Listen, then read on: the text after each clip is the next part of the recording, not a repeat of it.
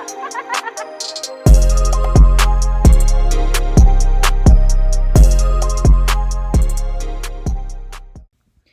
yo, welcome to the Liquid Era podcast. I am your girl D Brady, your host, obviously, and welcome.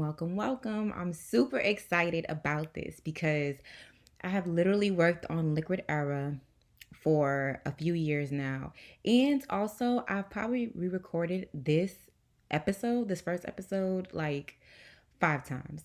So I need to get this right because today is the day that I am releasing this. So obviously y'all know already. If you haven't already heard the trailer, you know what Liquid Era is about. Literally, this is where dope content meets dope creative millennials. Okay, so I'm literally targeting my young millennial adults, creatives that are trying to set their own rules and not be within a box, but making your path easier. I'm trying to make your path easier, and I want to have fun while doing it. So every Tuesday, there will be a new episode, and I am going to not only talk about my journey, but also give some tips, advice, talk about some thoughts about any like pop culture news that I feel is newsworthy. And I want to also get more advice from older professionals, entrepreneurs who have already had strong titles underneath their belt. Underneath their belt, sorry. So that's what I want to do. So in the future episodes past this one, I really want to get into more of those things.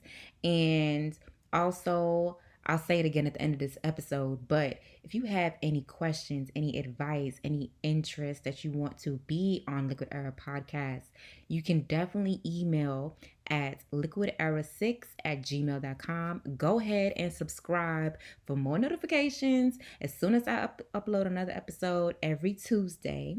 And you can follow Liquid Era on Instagram at liquid_era, ERA. And yeah, y'all gonna see mad dope content. Like, I'm so excited to actually share this part of me because I feel like I give so many ideas from different aspects to different people, and I never really sat down to do my own shit. Like, it's just, I don't know, I never know where to start with myself, but I can always know where to start with anybody else. So if you have any confusion on what you want to do, what you want to accomplish, anything like that, just email me, let me know. I know a lot of people ask me questions on how I got into the music industry. I'm about to get into that now. A lot of people have questions on how they can build up their brands, what tools that I use, some contacts that I have on like who creates my creative things, website, all that shit. So I'm gonna definitely get into it. I really want to help everyone else out, and y'all, I've probably planned out Liquid Era for years to come. There's so much things that I want to get done. So really and truly, I'm already in 2021 with 2022 with Liquid Era. So that's how long I've been really trying to do this. So yeah, let me go into how I got into the entertainment music industry. Okay? All right.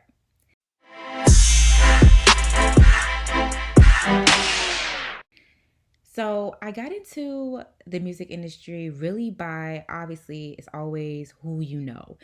First of all, growing up, I've always been the one who was on the computer, doing, fixing up, coding my MySpace, making my playlist. Like, my page always had to be some type of popping or whatever. Always going on LimeWire, uploading shows, music. I was always on YouTube trying to figure out. Sorry, I was always on YouTube trying to uh look at videos old school. I was listening to Monica and Brandy and a whole bunch of older acts, growing into the new age day and age. I've always been just curious. So when I went to FAMU, which is whoop whoop, shout out to my Rattlers. I went to college and I was majoring in broadcast journalism because originally I came in wanted to be like Ugly Betty, working for a magazine. Always been creative, like I said, pay attention. So always been creative, and I already started off wanting to be a writer, right? So, but there was only such like small group of us that was actually a magazine editing major. So they just combined everybody to broadcast journalism.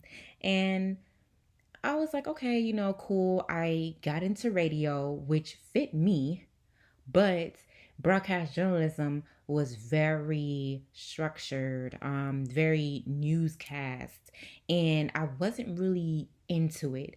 And I posted a video of myself on Instagram a few weeks back of an old clip of me. I was trying to do YouTube, and I was vlogging, and it was like 2016, I want to believe. And I was really stressed out because I was about to get into my fourth year of college and I didn't know which direction I wanted to go to, but I just knew I had a goal list set.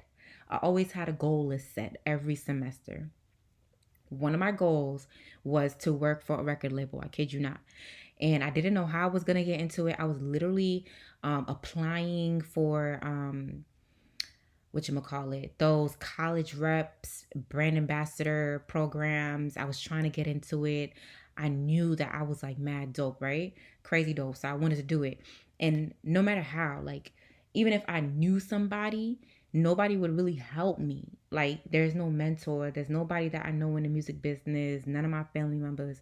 So really and truly, I went ahead and I was just working, working. And I changed my major to public relations. The same semester that I changed my major to public relations, I really sat down with the intern coordinator at the time, like the day before we were supposed to go on vacation. And I was like, listen, I need an internship spring semester. Like, I'm not leaving this office until I get a internship. Um, got an internship. Really, I kept pushing myself because I wanted to really know what I wanted to do. Is this where I want to be?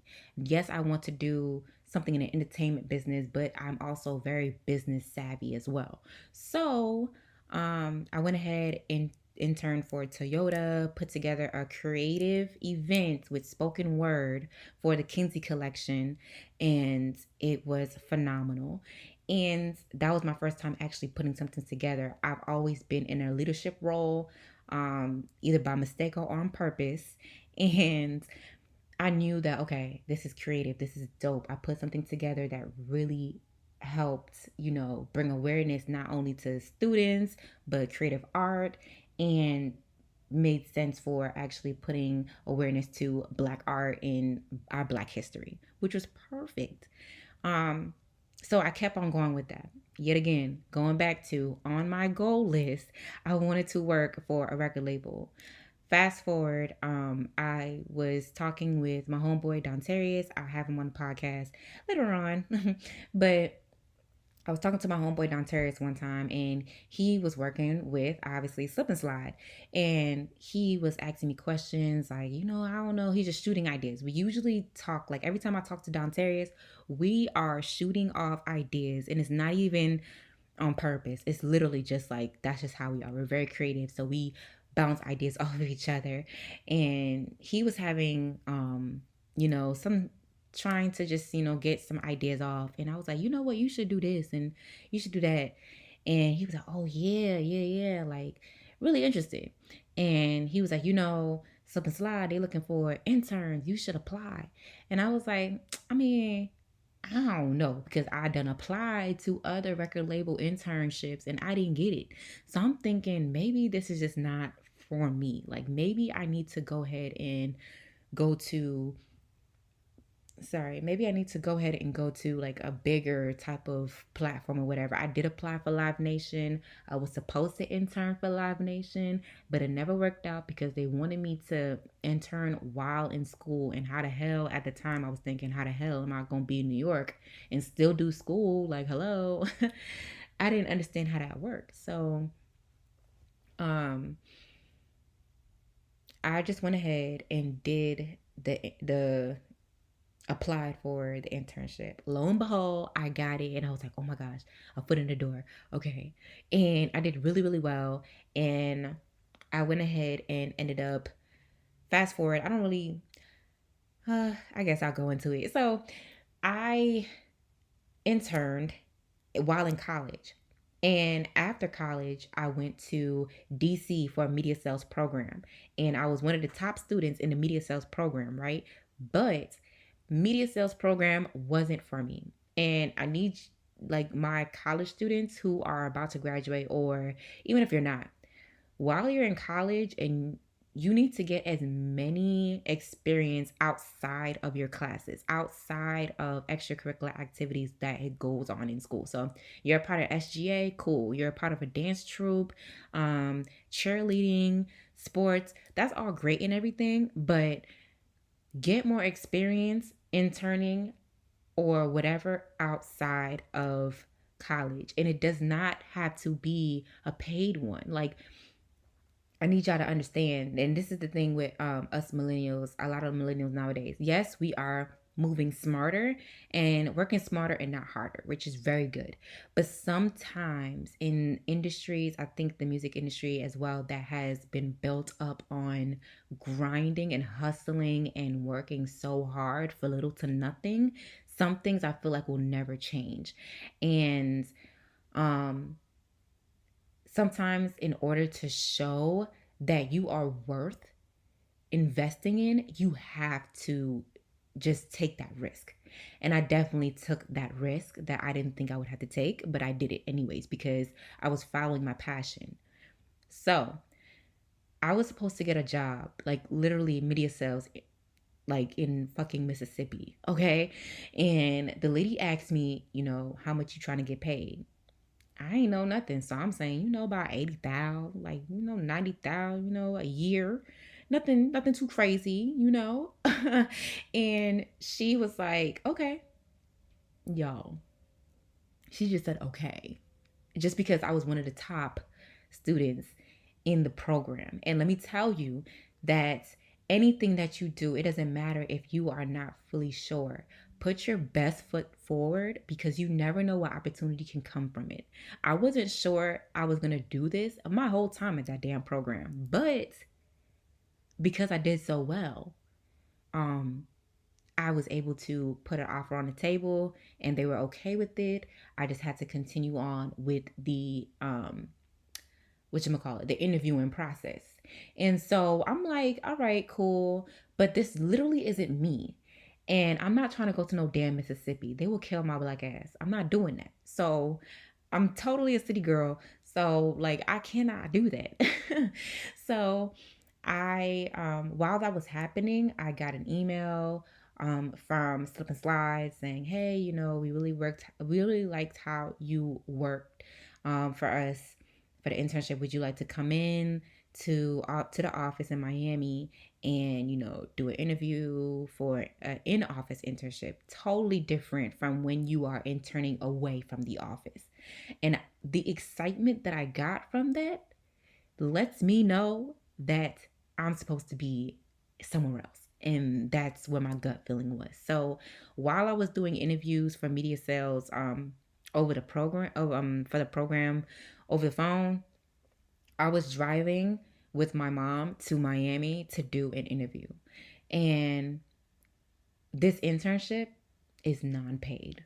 So imagine media sales program is telling me that, hey, we're willing to give you as much money as possible. You'll probably have a place to stay, da da da. You got to move to a different state, but whatever. You can move around.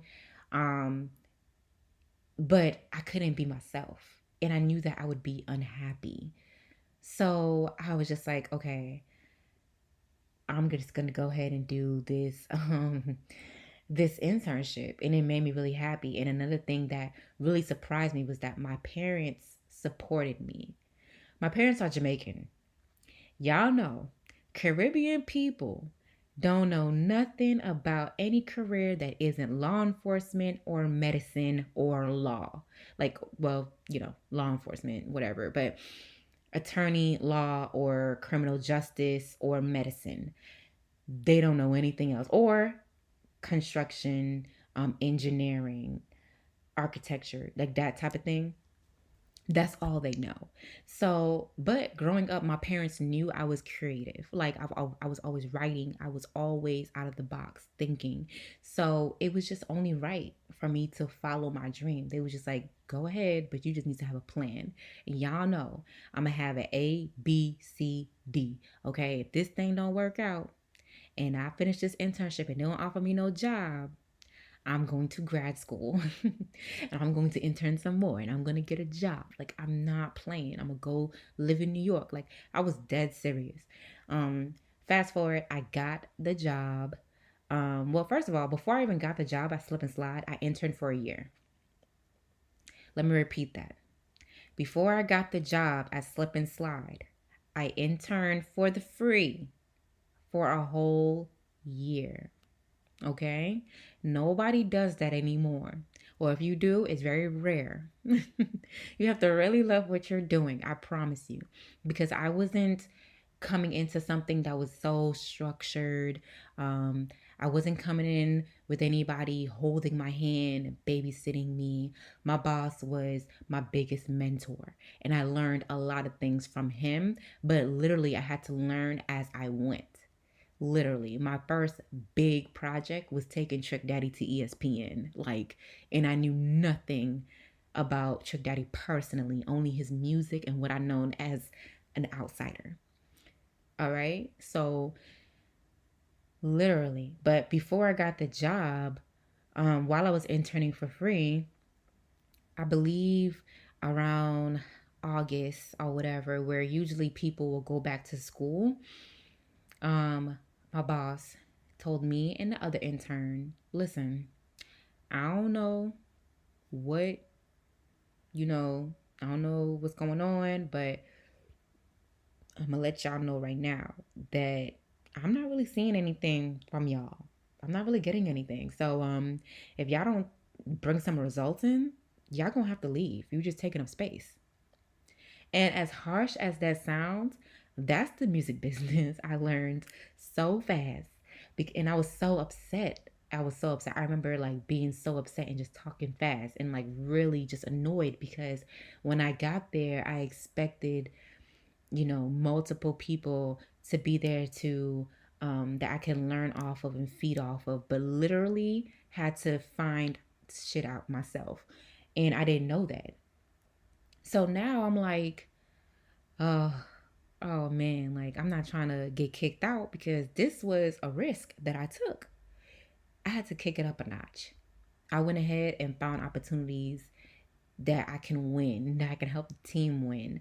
I had to find my value within that office. I had to find what they were missing, what I can provide. And that's one another important thing that you have to take when you are going into a new job right out of college. Feel out the environment. What are they missing? What can you provide that they don't already have? That sets you apart. Totally. I just know that my boss was asking for things that seemed so out of reach. And me doing my research, watching P. Diddy making a band and all that shit growing up, he always asked for stuff that was out of reach. Y'all know the cheesecake walk thing in New York. Like, who the hell? You know? So I'm like, okay, this is the music industry. You have to do it. Just by any means necessary, you have to figure it out. And it was pushing me.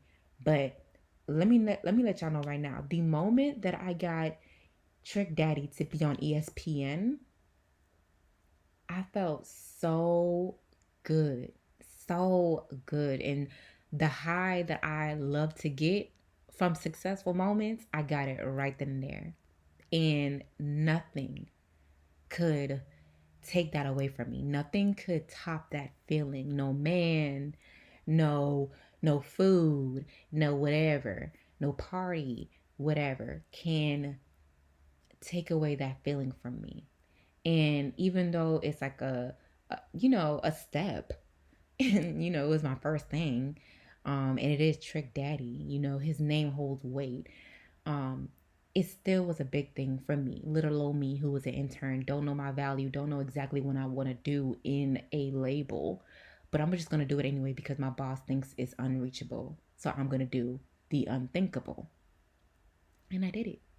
And now, 2 years later, y'all, I'm a project manager at the label and I'm working my ass off. And every day I am getting stretched to my limit.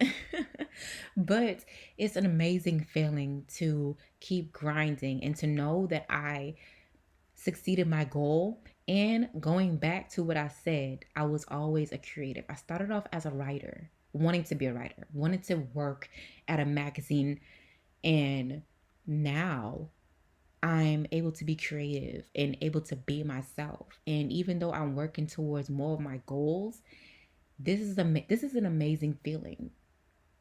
A lot of things. So I want to say also going into my past accomplished list that I did accomplish. Going in or during 2019, I said that I want to get my own apartment. I said that I will get a rose gold MacBook. I'm so serious. I was so specific because you have to be when manifesting.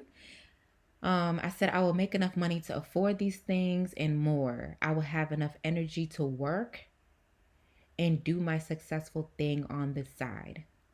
Okay. And I had another thing on my accomplished list, but I'm not going to say it now because it didn't work out and that's going to be later on. But all of those other things that I just mentioned, I received in its own time, but I received. And I literally do not know. Listen, like I said before, I interned for a year for free. I literally do not know how I got these things. I don't know how I accomplished these things, but God is good. And if you don't believe in God, your higher power is good. Your manifestation, your working hard will work out. I'm telling you. Write down your goals. See it, envision it. If you have a Pinterest, make your private mood board. Don't tell everybody what you're doing. Just do it. And pop up on Instagram like, hey, every now and then. I'm telling you right now that not a lot of people understand what I do. They don't. They just see cool things every now and then and be like, oh, cool, dope. Yeah, yeah, yeah. They don't really fully understand. And that's okay with me because I understand. God understands. I don't have to share everything with you. I don't share everything that I do or go through in depth on social media just because I don't have to. And certain things just need not to be said. Okay? Just that's it. And I think more millennials need to do that. I'm leaving social media as my diary, leaving that alone. It doesn't need to be like that because lo and behold, you don't know who's watching your social media that you think is not watching. You think you don't have that many eyes just because you have a certain amount of followers. That shit is a lie. So many people are watching you. So keep that in mind as well. But since I'm talking about 2019, my goal list and what to keep in mind, I'm going to end this episode with things in 2019 that I overcame and learned.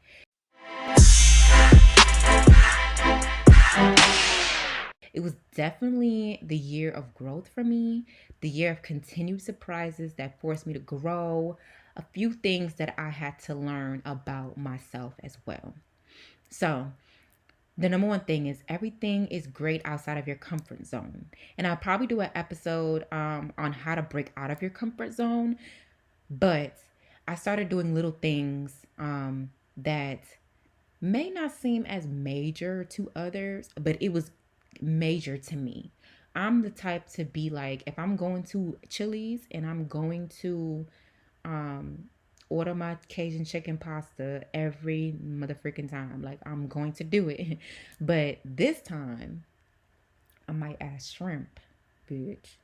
And this time, I might not even get a strawberry lemonade, bitch. I might get motherfucking just water, or I might just get just something. Just I started doing things that would take me off of my routine for a little bit.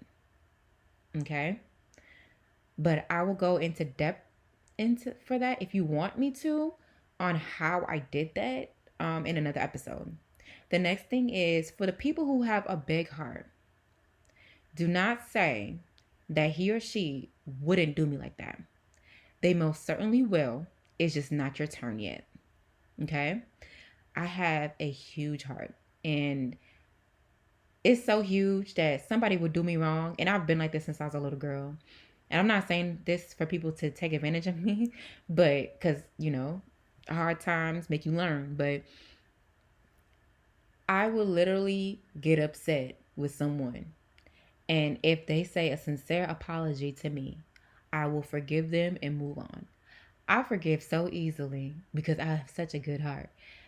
And if I loved you very hard, I will always love you. It may not be close anymore like how I used to, but it will be from a distance. And I will still protect your name. I still will not have you out here looking crazy. But, you know, different strokes for different folks. Some people, depends. But I had to learn that the hard way. And it happened so many times. Like, ugh. But I'm grateful to still have a big heart because I know also in the music industry, in this entertainment industry, there's a lot of people who don't have a good heart that are very deceitful. And so that's a good thing that I am into this industry and I have a good heart. There's not many like me, and I'm okay with that. 3, now is the time to understand your value and trust your natural instinct. Don't be afraid to speak up, but you must learn when to speak up.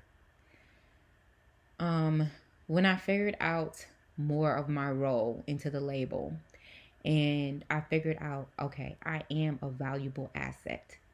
And okay, I actually do these things good. I do make mistakes like any other human. I'm not perfect, but I'm good at this. Okay? That first moment where I negotiated however much I want to get paid or something like that, I knew my value.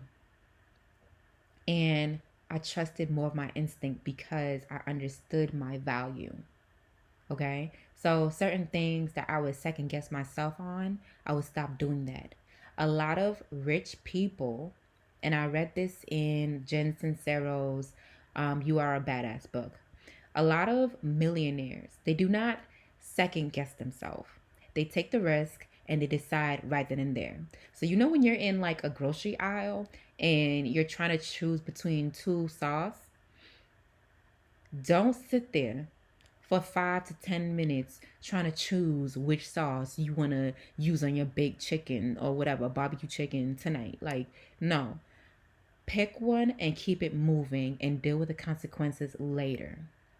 It will help you out a lot, tremendously.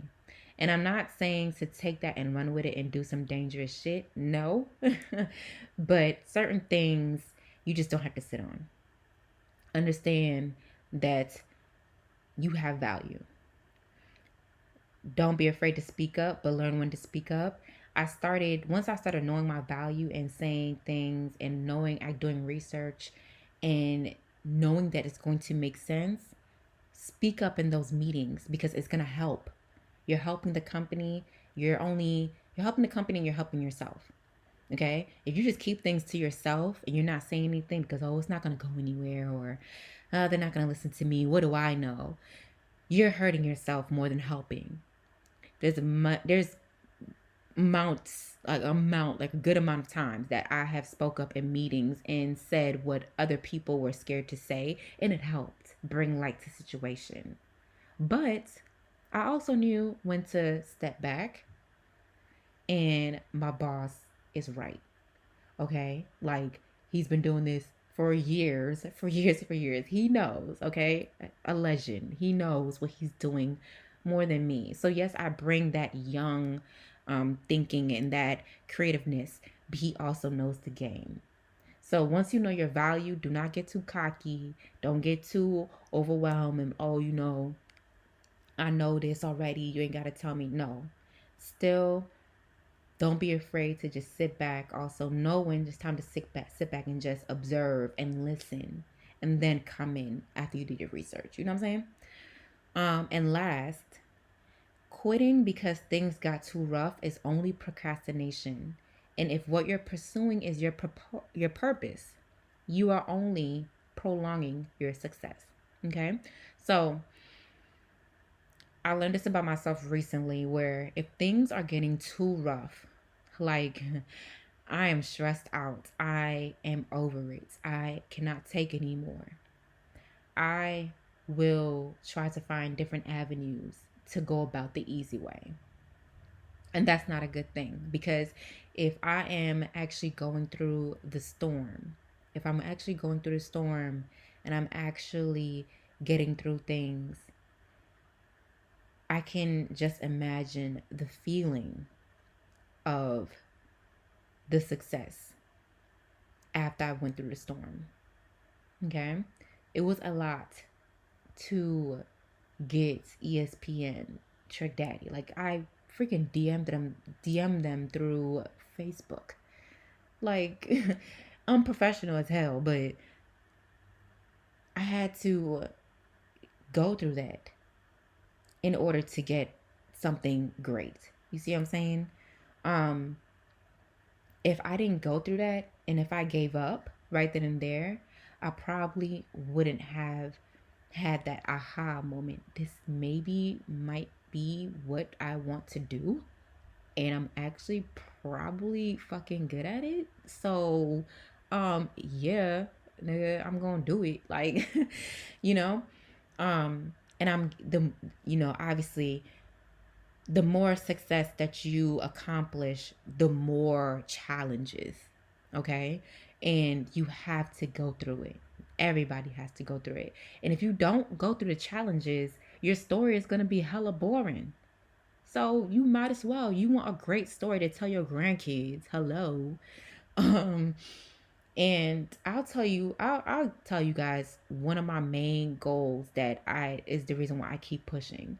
One of the main goals that I've always said that I wanted to do, I wanted to be able to have my nephews grow up and say, Auntie, I want to go to so and so concert, whoever's hot at the time. And I could just make a phone call and be like, here, man, here's some tickets. Here you go. My mom is a big fan of Monica. And I always wanted to have the juice to be able to have my mom, surprise my mom to meet Monica. Um, because that's one of her favorite singers ever in life. And that's one of my main goals as to why, like, if I ever get frustrated, my nephews is going to need this. My mom deserves this. I deserve this. Okay? So I'm closing out this podcast right now, but I really, those three words, I deserve this, is really important. Shit, you know what? I might name this podcast episode that. I deserve this. Okay? Really tell yourself that. 2020, you deserve it. You deserve it all. You deserve all the good karma. You deserve everything that you want to manifest. Sis, you deserve the man that you've been eyeing for the longest, okay? My bro, you deserve the queen and the money and everything that you desire. Everybody, you deserve that high paid position. You deserve the acknowledgement, finally, that you probably have been missing this whole time, or have the credit that you feel like you haven't been getting. You deserve it. Go for it. Please. Okay? So, like I said, y'all, this is what Liquid Era is about. Liquid Era is just, I'm just here to make your path easier, but in a fun way. If you have any questions, any tips, any advice, please, please email at liquidera6@gmail.com. That's liquidera6@gmail.com. Follow us or follow me or whatever at liquid underscore era. Sorry.